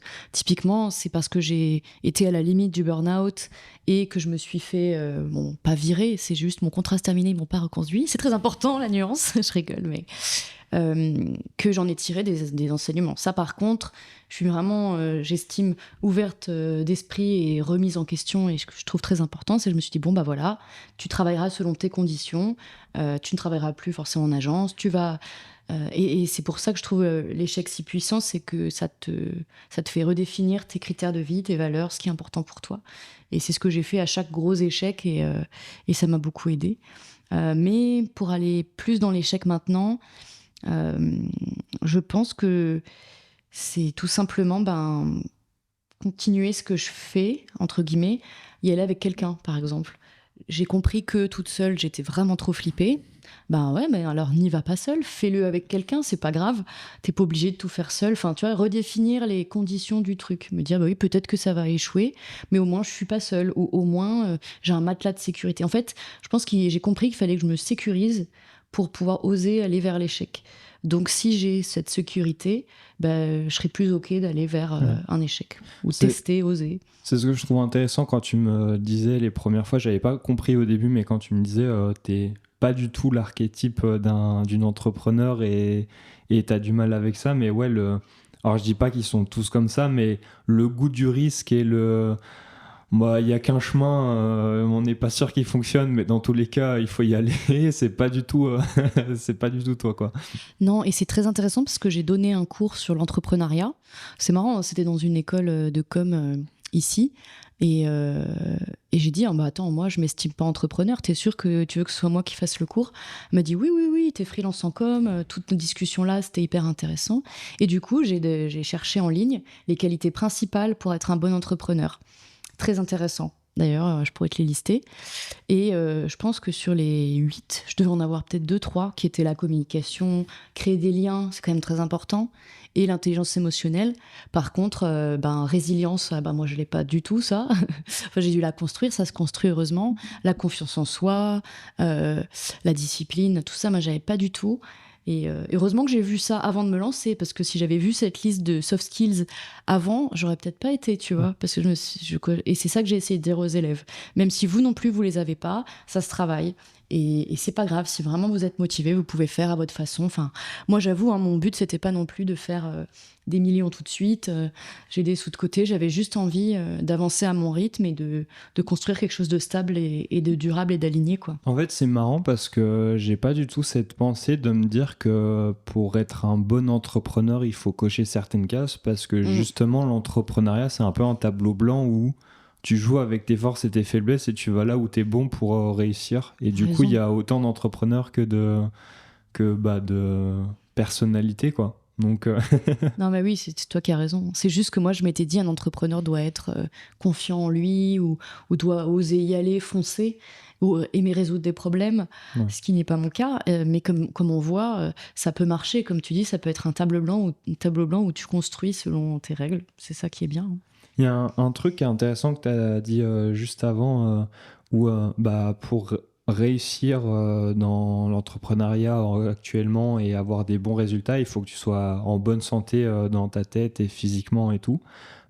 Alors j'avoue que là c'est un avis qui est personnel et qui du coup sort un peu du cadre blanc qu'on a dit avant, mais je reste persuadé que pour pouvoir performer dans l'entrepreneuriat, il faut être en bonne santé et pouvoir performer entre guillemets sur un plan physique et mental en dehors. Du coup, est-ce que tu fais des sports ou des activités physiques à côté? Et si oui, est-ce que ça t'aide dans l'entrepreneuriat? Tellement. Alors c'est vrai qu'en plus j'ai pas raconté, parce que j'appelle pas ça des échecs, mais là je viens de faire une des années les plus stressantes de ma vie même, parce que j'ai juste dit oui à tous les projets. Pourquoi? Parce que j'ai pris des décisions guidées par la peur de manquer, peur de voilà. Donc au lieu d'aller oser chercher vraiment de prospecter ou quoi les clients que je voulais, j'ai pris un peu plein de missions, j'ai dit oui à tout, et ça c'est une des grosses erreurs quand on se lance, mais c'est pas grave, je l'ai faite et j'apprends de mes erreurs.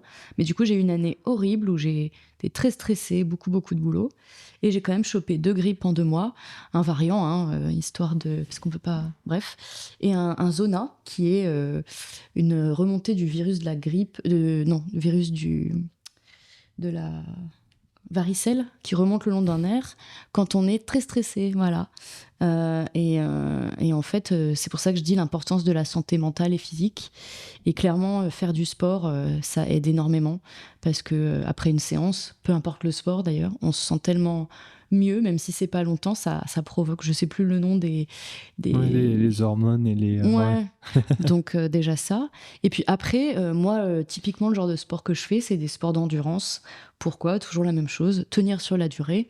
Donc c'est courir, faire des trails, des choses pour m'entraîner à la discipline. Parce que c'est pas la motivation, c'est vraiment, je pense, la discipline, et faire petit pas à petit pas, encore et encore.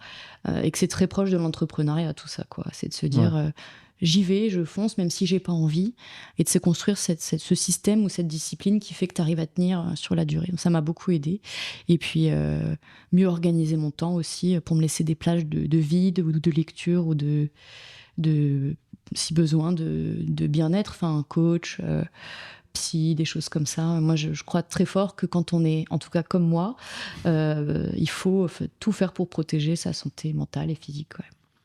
Parce que du coup, est-ce que le sport ou les activités physiques, c'est un terrain où c'est plus simple pour toi d'échouer là-bas, ou est-ce que ça t'a aidé à travailler une résilience dont tu as besoin pour entreprendre?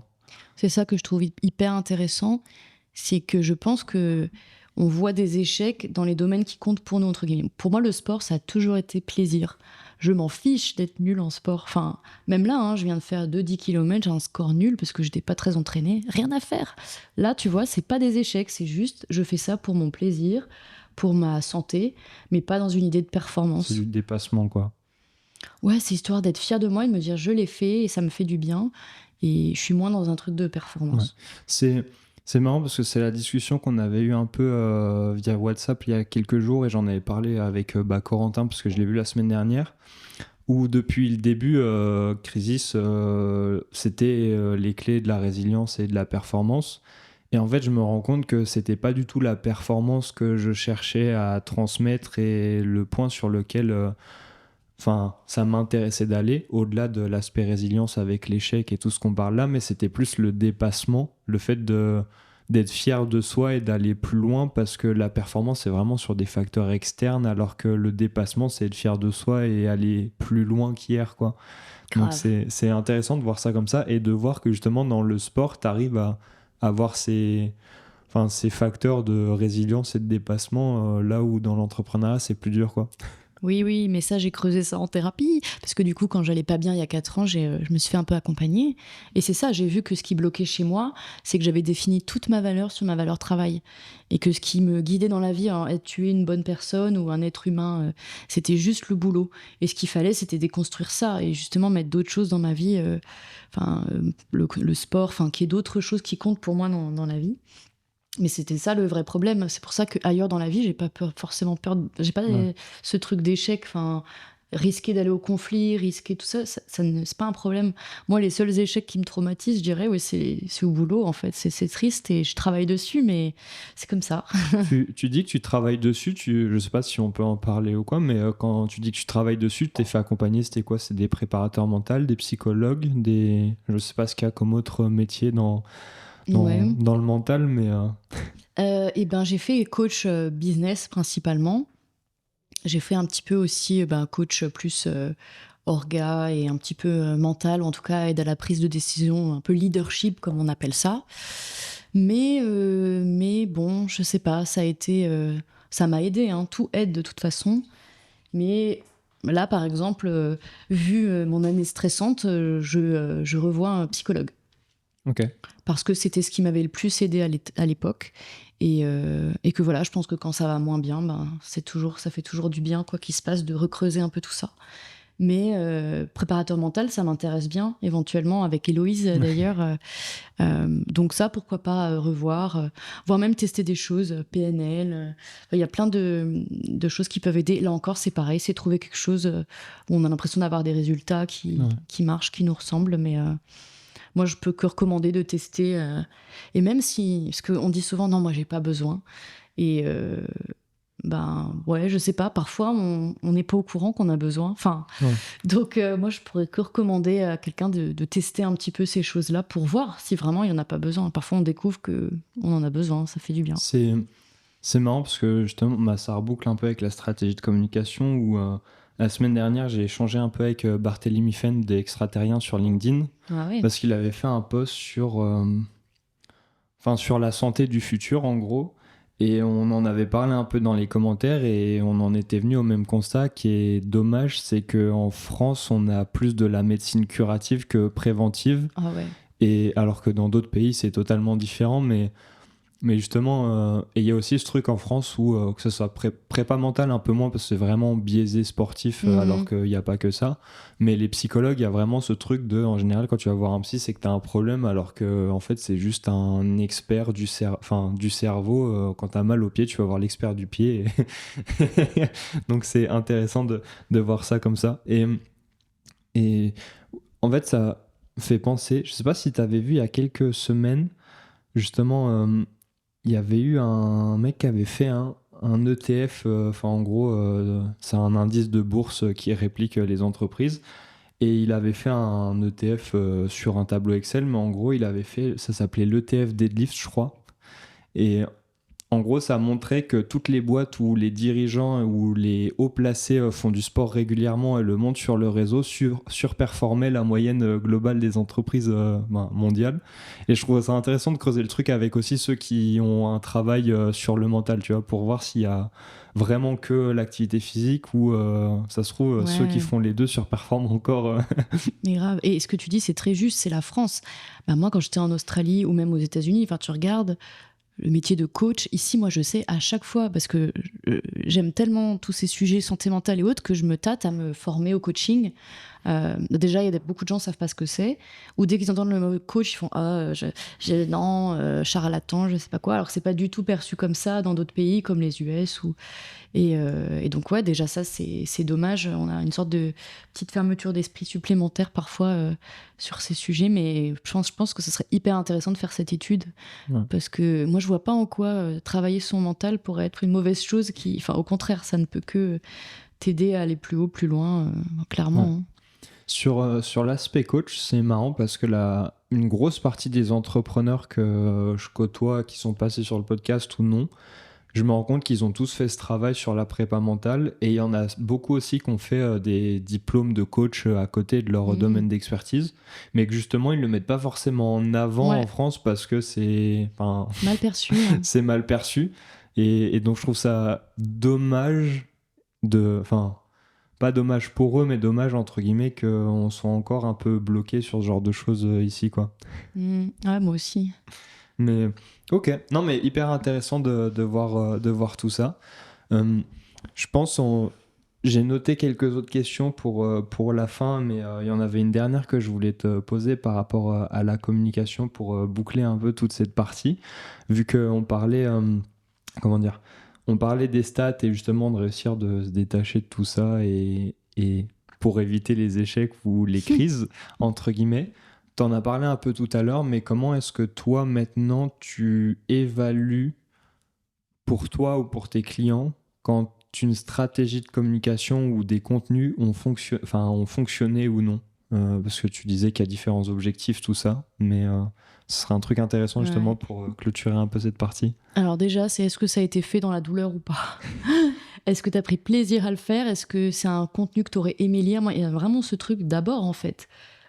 Quand justement j'ai arrêté de me focaliser sur les engagements, les résultats, et plus sur ce que j'avais envie de dire, et est-ce que c'est ce genre de contenu que j'aimerais lire et j'aimerais voir, et est-ce que j'en suis fière? Moi, c'est ça, c'est ça d'abord le premier critère. Et ensuite, comme je disais, ce qui arrive souvent, c'est que des contenus qui marchent pas, qui font beaucoup moins de likes ou de choses comme ça, mais parfois, ils amènent des clients. Donc c'est dur. Et le problème, c'est ça aussi de la com, c'est que c'est pas un ROI hyper fiable et mesurable. Moi, de sources sûres, combien de clients j'ai eu sur LinkedIn, c'est dur parce que c'est une combinaison. C'est des gens qui m'ont vu une masterclass, on s'est ajouté, ils m'ont vu une fois ou deux. Qui sait s'il n'y a pas eu quelqu'un qui leur... Enfin, c'est dur parfois de voir qu'est-ce qui a marché. Donc c'est plus du long terme aussi, c'est de se dire si sur la durée... Et puis il y a aussi un autre critère, c'est quand tu croises des gens, ils disent ah oui, j'ai vu tes contenus, ça m'a aidé, ça c'est un autre truc. C'est pas que l'engagement, c'est aussi j'ai suivi ton conseil, ça a marché pour moi. Hein, mais ça, donc c'est être fier de ce qu'on fait, voir sur la durée si ça, tout doucement, moi je vois que je convertis plus facilement parce que les gens vont d'abord voir mon contenu, donc ça apporte une sorte de pré-validation. Et donc le dernier point, j'ai appliqué tes contenus, ça fonctionne. Voilà, donc c'est vraiment ça aussi que j'ai regardé comme indicateur de performance. Et aussi, est-ce que j'ai réussi à faire mon post de la semaine que je m'étais dit que je ferais? Se féliciter d'avoir réussi à être régulier, ça c'est aussi hyper important. Voilà, aller regarder d'autres critères finalement. Parce que tu arrives du coup à célébrer victoires ou les micro-victoires. Parce que je sais que beaucoup de gens le Hmm. recommandent. Moi, j'arrive pas du tout. Non, moi non Mais plus. Moi, je suis focus sur le négatif. J'essaye, hein, je fais tout ce que je peux, mais même quand je signe un contrat ou que j'ai un super beau message, je suis contente 2 secondes et puis je passe trop vite à autre chose. Et je suis d'accord, il faut célébrer et tout, mais moi, je suis du style à me focaliser sur le négatif et ouais, j'essaye de changer, mais voilà. non, mais parce que je trouve que c'est un truc qui est marrant parce que depuis que je crée du contenu ou que je suis dans l'entrepreneuriat, tous les gens autour te disent ouais mais c'est bien, il faut célébrer les victoires, faut voir que ça avance. Je l'ai jamais fait, je l'ai travaillé en prépa mentale aussi avec Héloïse et elle m'a dit est-ce que tu en as besoin? Non, bon bah du coup à quoi bon le faire? Peut-être que tu célèbres différemment. Et là j'ai écouté un épisode de GDIY justement, j'ai plus le nom de l'invité mais il a eu un club de foot et il a l'une des plus grosses boîtes mondiales qui livre des repas. Et c'était intéressant parce que c'est la première fois que j'entendais cette phrase où justement il parlait de célébrer les victoires et il disait qu'on ne verra jamais un sportif de très haut niveau ou un entrepreneur de très haut niveau célébrer leur victoire parce qu'en fait une fois que la victoire elle est célébrée, ok il la célèbre avec les gens mais c'est l'entourage qui veut la célébrer plus souvent et eux en général après à 21h ils sont déjà au lit parce que le lendemain il faut renchaîner pour la prochaine victoire quoi. Et je trouve ça intéressant comme vision et aussi un peu triste parce que du coup il y a toujours ce truc de toujours plus et continuer quoi. Mais je trouvais ça intéressant comme point de vue sur le fait de célébrer ou non ces victoires par rapport à ça. Je sais pas si tu as un avis là-dessus ou si tu voulais... Ouais, mais ce que tu dis là, c'est intéressant et surtout l'idée de peut-être changer de ce qu'on considère une victoire. Parce que c'est vrai, ça peut être... je vais pas célébrer ce poste parce qu'il a marché, mais je vais célébrer... et puis peut-être, c'est aussi de se dire, je vais célébrer, mais en disant, j'ai réussi à être régulier, je peux être fière de moi. Et après, c'est voir aussi comment on célèbre. Peut-être que c'est juste se mettre dans l'agenda, 5 minutes le lundi, on va regarder sa liste des victoires pour se remonter le moment. Puis, j'imagine que c'est un des trucs de prépa mentale aussi, c'est d'aller conditionner son cerveau à se féliciter juste en lisant une petite liste de victoires ou un dossier où on a tous les feedbacks positifs de ses clients qu'on n'a jamais eus et se forcer peut-être comme ça à célébrer des victoires. Enfin, en tout cas, mettre un rituel en place, ça pourrait être une bonne idée. J'avoue que je le fais pas. Et en prépa mentale, c'est ce que je trouve intéressant, du moins avec Héloïse, c'est qu'elle te partage des outils, mais elle te donne pas forcément les clés pour le faire. En fait, c'est plus en mode, est-ce que tu as essayé ça? Ah non. Ok, essaye, comment je fais? Et c'est souvent, essaye, tu verras. Et puis si tu n'y arrives pas, on en reparle, tu vois. Et ouais, c'est intéressant ce que tu dis là, déjà de changer sa perception des victoires, des échecs aussi c'est important, oui, voilà. mais aussi changer sa perception de la célébration, tu vois, typiquement. Ouais. Pour avoir travaillé ça en prépa mentale, je me suis rendu compte que moi, ma manière de célébrer une victoire, c'était de rempiler sur du travail, mais dans un domaine différent, c'est-à-dire que typiquement, j'ai fait une bonne séance de sport. Ma manière de célébrer cette victoire, c'est de travailler sur le podcast ou quoi. Et quand je termine un épisode ou que je publie un épisode et que j'ai bien travaillé, ma manière de célébrer ça, c'est d'aller faire du sport, tu vois. Donc, pourquoi pas, si c'est ça qui marche et que tu arrives à en être satisfait, c'est tout ce qui compte, c'est la satisfaction qui vient avec la célébration. Donc, Non, mais c'est hyper intéressant et je trouvais ça cool d'en parler un peu vu que tu as abordé le sujet. Pour carrément. Transiter un peu sur les questions de fin, je prends ma tablette pour les lire parce que la première c'est toujours celle de l'invité précédent, donc pour pas me tromper. Donc comme je te disais, c'était Hugo Huil, donc le fondateur de Flytex et du festival La Boucle, donc premier festival de running de France, et il t'a écrit: selon toi, quels sont selon toi les 3 traits de caractère qui t'ont fait réussir? Nickel, parce que justement quand j'ai préparé ce cours sur l'entrepreneuriat, j'ai dû réfléchir et c'est ma force numéro 1 qui est le fait de créer des liens. Je pense que si j'ai eu envie de rentrer d'Australie, c'est parce que j'ai pas créé des liens aussi puissants et forts que j'ai pu le faire en France. C'est pas qu'une histoire de langue, mais de culture et autres. Et moi, c'est vraiment, je pense, la force qui a fait que j'ai pas besoin de prospecter, que je trouve des clients, c'est que je crée des liens authentiques. Enfin, j'aime pas ce mot, mais en mode, je veux vraiment juste aider la personne que je rencontre. C'est pas pour qu'on bosse ensemble, c'est juste, je m'intéresse vraiment à elle et j'arrive facilement, je suis sociable, à créer des liens. Le point 2, je pense que c'est ce côté remise en question, quoi, de me dire... si j'échoue, si un truc qui se passe mal, je me dis pas que c'est la faute des autres. Je vais creuser qu'est-ce qui n'a pas marché, et qu'est-ce que je pourrais faire mieux. Et de plus en plus, j'arrive à le faire sans m'auto-flageller. Et c'est pour ça que je me dis, peut-être que l'échec va venir, parce que si j'arrive à juste prendre des notes sans me dire c'est toi qui as été nul, je continue. Enfin, je vais être de plus en plus OK avec l'échec. Et en 3, peut-être quand même l'aspect bonne communicante, c'est-à-dire que j'ai toujours aimé écouter les histoires des autres et les aider à se raconter, poser des mots simples, juste clairs sur les choses. Et je pense que ça, même si on crée pas de contenu, qu'on fait pas de com, c'est hyper important dans l'entrepreneuriat de montrer à l'autre qu'on a compris ce qu'il disait, qu'on l'a écouté, qu'on peut le retransmettre en mots clairs, simples. C'est vachement utile dans la vie et ça m'a... Voilà. Donc, relation, ouverture d'esprit et communication. Le dernier point que tu as cité, il est intéressant. Ça me fait penser à un livre, je sais pas si tu l'as lu, je crois que c'est Welcome to the Jungle, donc une boîte de Je connais recruiting, l'entreprise. enfin, pour ceux qui nous écoutent, qui fait de recrutement de salariés pour des entreprises. Et ils avaient écrit un livre sur le personal branding. Et je l'avais trouvé hyper intéressant parce que leur parti pris, c'était de dire que le personal branding, c'est pas que pour les entrepreneurs et les personnalités publiques, parce que tout le monde en a besoin. Et le personal branding, ça joue aussi quand tu cherches un travail, que tu donnes un CV ou que tu croises quelqu'un dans l'ascenseur, quoi. Et du coup, ça fait écho avec le dernier point que tu disais, le fait de savoir bien raconter ses histoires et avec des mots simples et tout. Même si on n'est pas entrepreneur ou athlète de haut niveau, c'est toujours intéressant de pouvoir présenter... pas rapidement, mais simplement pour que tout le monde comprenne ce qu'on fait, quoi. Ouais, carrément, c'est hyper important. Combien de fois c'était ça le problème aussi?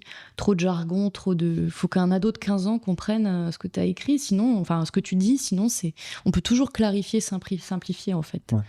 C'est la méthode Feynman, du coup, qui est comme ça, où pour apprendre un concept, l'idée, c'est de réussir à l'expliquer à un enfant de 7 ou 10 ans, je crois. Ouais. Mais ouais, c'est marrant parce que ça me rappelle... alors, je sais pas si tu regardes un peu la crypto, les trucs comme ça, ou les nouvelles technologies. Mais en gros, dans la crypto, il y a toujours, et à l'époque où je m'y intéressais, il y avait un peu ce truc de... Quand on vous présente un projet révolutionnaire avec des mots que vous compreniez pas, c'est que ça pue, quoi. Et c'est que c'est souvent une arnaque où on essaie de vous faire comprendre que vous êtes trop bête pour comprendre comment ça marche. Et du coup, je trouve ça vraiment intéressant d'insister sur le point de simplifier au maximum pour que tout le monde comprenne, quitte à des fois caricaturer un peu, mais si c'est dit ouvertement que c'est de la caricature et de la vulgarisation, je trouvais plus le mot, c'est toujours intéressant, quoi. Oui, et puis après, je dis pas de faire que tout doit être débilisé, parce que je suis pas en train de dire qu'il faut qu'on fasse plus que des trucs accessibles à des ados, mais je dis au moins pour se présenter, pour se pitcher, il faut que tout le monde puisse comprendre et que ça fasse clic dans l'esprit des gens, et ça, c'est pas si facile. Ouais. Parfait. Prochaine question de fin, du coup, que j'ai préparée, celle-ci. J'ai parlé d'un livre avec Welcome to the Jungle, mais ça va être à ton tour, justement. Quel est le livre... je vais la poser de deux façons en fonction de ce qui te vient en tête, mais quel est le livre qui soit a le plus changé ta vie, soit celui que tu as le plus offert? Alors, c'est un bouquin que je t'ai conseillé en plus. Je ne l'ai pas offert, mais j'aimerais, et on me l'a offert d'ailleurs. Une amie qui m'a dit que ça avait vraiment beaucoup changé de choses pour elle. C'est Petit livre. Oh là là, faut que je retrouve le titre. C'est un livre sur quoi? C'est un peu, c'est pas développement personnel, mais ouais, en fait, ça amène plein de choses de des différentes religions, du développement personnel, de la Bible, enfin, et c'est un peu des préceptes pour une vie heureuse. Je te l'avais envoyé, faut que je le retrouve. Ça me dit rien du tout. Oh mince. Désolé, je peux pas t'aider. Je cherche.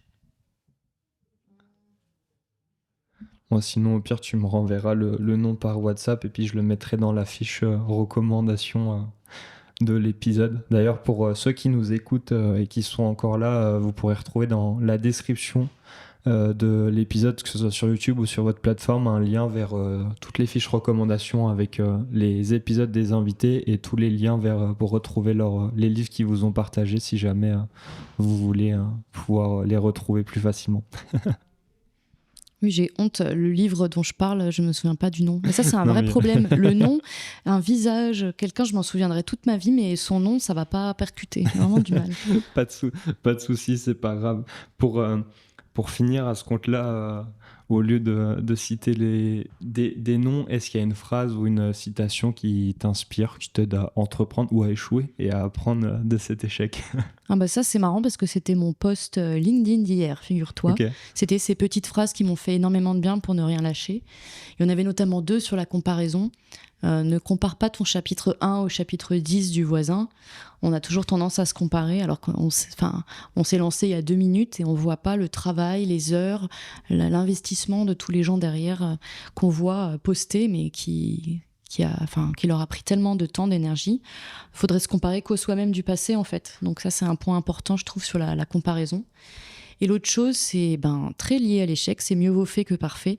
Pendant longtemps, mon perfectionnisme m'a bloqué et maintenant j'essaie de lâcher, de me dire même s'il y a une coquille, une faute, un truc, c'est pas grave, il vaut mieux que ce soit fait plutôt que parfait. Et mieux vaut fait tout court. Enfin voilà, il faut se mettre en action, il faut y aller. Ok, merci beaucoup. Avant-dernière question, parce que la question de fin c'est toujours la même, mais est-ce que tu me recommandes... T'as 2 personnes à me recommander pour avoir un homme et une femme, si possible, à aller interviewer. Moi, si t'en as qu'une, Ouais. je suis preneur. J'ai tout de suite eu Maëlie Lautenay en tête parce elle est à Strasbourg déjà. Okay. Et elle est à la fois entrepreneur et sportive. Elle fait du trail et elle a ouvert un studio bien-être et sport à Strasbourg. Trop bien. Et je pense que elle a plein de choses dans son parcours de vie. Et même peut-être d'échecs, mais ça je me permets pas de savoir à l'avance, mais je pense qu'elle aura plein de choses très chouettes à te dire. Et moi elle est plus jeune que moi et pas qu'un peu, et elle m'inspire vraiment beaucoup, et donc voilà, je pense qu'elle aura plein de choses cool à te dire. Et sinon non, je crois que j'ai qu'une idée. Pas de souci, j'irai la voir, lui envoyer un message en sortant pour pouvoir organiser ça. Merci beaucoup. Dernière question, je dis c'est la dernière. Est-ce que c'est un épisode réussi pour toi? Ouais, franchement, j'ai l'impression que on s'est quand même un peu dit de quoi on voulait parler. J'ai l'impression qu'on a parlé de tout et que c'était hyper fluide et facile. Donc moi, je dirais que oui. Et voilà. Merci beaucoup. Merci aussi du coup à tous ceux qui nous ont écoutés jusqu'au bout. Comme à chaque fois, du coup, je précise, vous pourrez retrouver tous les liens de Laura dans la description et les liens pour suivre Crisis. Et comme je vous l'ai précisé avant, le lien avec les recommandations vers la page Notion qui vous remet toutes les recommandations de tous les invités. Pour finir, d'habitude, je laisse le mot de la fin à l'invité, mais j'ai décidé de changer un petit peu depuis quelques temps. Tu as 60 secondes pour clôturer l'épisode, entre guillemets, soit pour partager ce qui pour toi est le plus important à retenir de l'épisode ou un autre message. Mais je te laisse ces dernières minutes pour finir l'épisode. Ok. Selon qui nous écoute, c'est vrai que moi je vais peut-être plus parler aux entrepreneurs parce que je fais un peu de sport, mais je me nommerai sûrement pas sportive non plus, ni athlète. Mais je dirais qu'effectivement, si vous entreprenez, moi mon plus gros learning de tout ça, c'est que vous êtes votre mental et le moteur de votre entreprise. Je l'ai déjà dit, mais c'est sûrement la phrase la plus forte, et qu'il faut en prendre grand soin pour avancer. Si, comme moi, vous pouvez avoir des doutes et que se mettre en action, c'est très difficile, mais y aller petit pas par petit pas et faire quelque chose qui vous ressemble. Moi, c'est comme ça que j'ai réussi à y aller et que je construis pas à pas ma petite entreprise durable et alignée. Donc, c'est ça que je dirais. Merci beaucoup. Merci à toi.